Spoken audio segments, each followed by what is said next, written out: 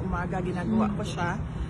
At gusto ko lang ipaabot doon sa mensahe yung pagsuporta ako kay Congressman Kiko Barsaga, lalong-lalo na sa kanyang karapatan sa malayang pamamahayag at salita.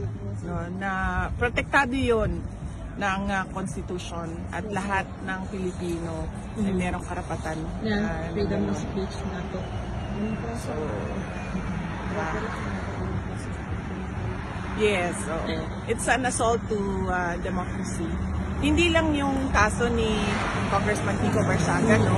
Madami pa yung mga finailan ng inciting to sedition. Isa na ako doon.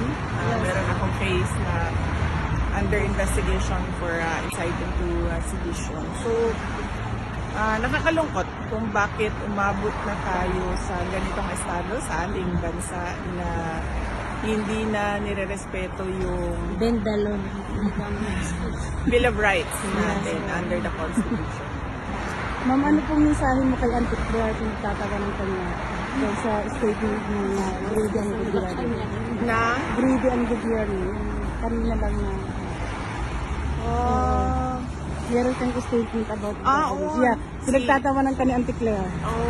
Wala na ako. Yan na sinasabi ko lagi, no, na wag na natin i-carry kung ano yung sinasabi niya. Kasi unang-una, wala naman siyang maayos na sinasabi. Nakakabobo ng tao yung kanyang sinasabi. At saka pangalawa, nagdadala yun ng kahihiyan.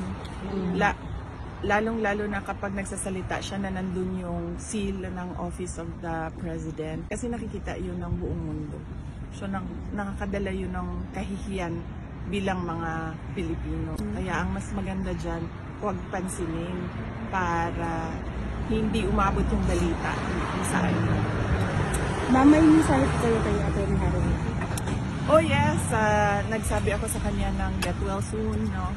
Sa kanyang medical procedure na pinagdaanan. At sana ay gumaling siya sa lalong madaling panahon. Thank you. Salamat. Thank you. Thank you din sa